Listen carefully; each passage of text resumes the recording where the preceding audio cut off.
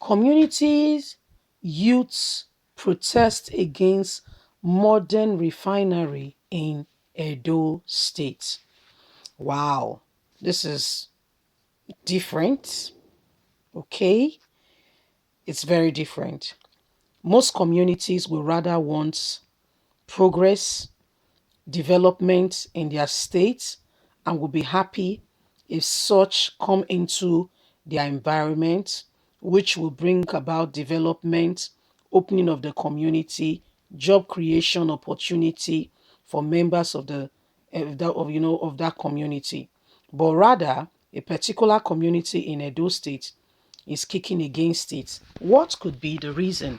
Please don't forget to give us a thumbs up, subscribe if this is your first time. Let's get all the details. Community youths protest against modern refinery in Edo. The plan of Summit Oil to kickstart a modern refinery at the small town of Igbakolo in the town of Egboko, Orionwo, local government area of Edo State, may be disrupted following a protest by youth from the host community. The arranged refinery of oil company to sign a memorandum of understanding MOU youth from the four oil-bearing communities of Oriogbo, Eriogbon, Ogo, and others have sealed off the company's premises to start work. Work at the refinery, which is at an advanced stage, is still ongoing, but the disruption of activity where oil is extracted, it means that there will be no oil supply to the refinery.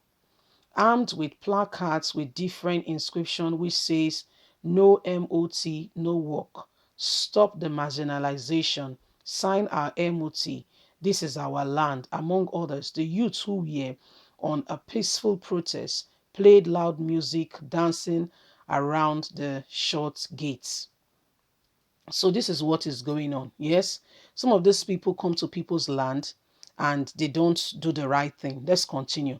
They vow not to allow work to resume at the office until the oil company, which has been exploiting crude oil in the area in the last 2 years, sign an MOU, that is the model of memorandum, with the host community and engage in corporate social responsibility.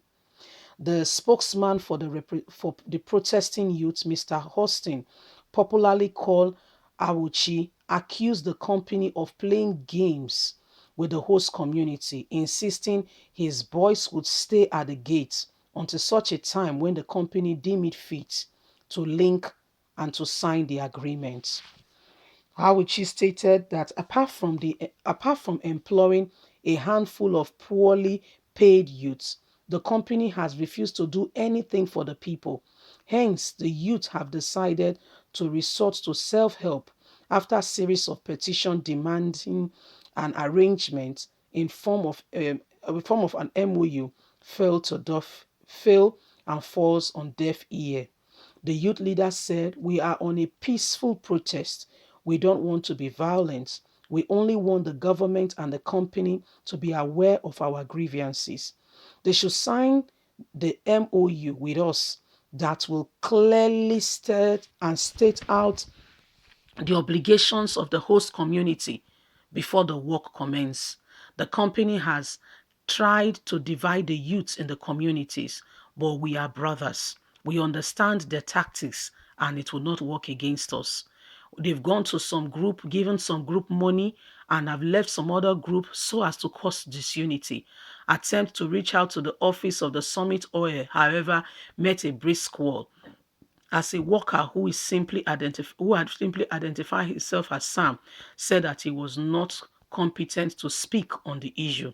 In spite of the huge investment in the water sector by the government and international organization, water scarcity has grown to become a preliminary nightmare for residents in the community. These reports x-ray the life and examples, the experiential experience of the residents, and clear cut that the company which is coming to take oil from our community, do not care about us, not even to address fundamental issues. So, guys, I really commend your effort organizing yourself to come up with this and to ensure that you guys are not played as football all around. What he said is absolutely true, the whole truth, and nothing but the truth. Some of those communities, go to Delta, go to other communities, go to Bayelsa, you will see how they divide the youth. And at the end of the day, nothing is done for the community. The community is left, dry, nothing coming out. And so there is even the community is worse off than when it ever started. So you can see that these companies come in and they want to do something, but really and truly, they only want gains for themselves and not the people. They only want what will benefit them. They only want, them making gain. Look at what Shell did in Delta, in Bayelsa, to mention but a few, in the South region. The people have rather been left dry, squeezed out, and nothing being done. So you can see that there is a clear what we call marginalization, where you use the people and you dump them. I'm grateful to God that this community is coming together as one, speaking with one voice and not allowing themselves to be used. Very, very, very important. And so what these companies needs to do, sign the memo, the memorandum, which will be clear indication of your responsibility to the community. After all, God put it there. They did not put it there. They did not put those things under their soil. So those things are there for them to benefit from. So if you are going to be taking from it, they should enjoy it. They should get benefit from these said activities and these things that have come to them. Rather than punish them after taking out their oil, no, no way. It's not done. So this is why everybody must be able to stand up for what is theirs. You are coming to take what is mine. He said they've only employed a few youths who they are barely paying well. They will tell you that they are not a graduate or whatever. They will not even employ the graduates. They will employ those who will be doing menial job for them. And guess what? They will not pay them well. Then they will bring people from outside to come and enjoy this money.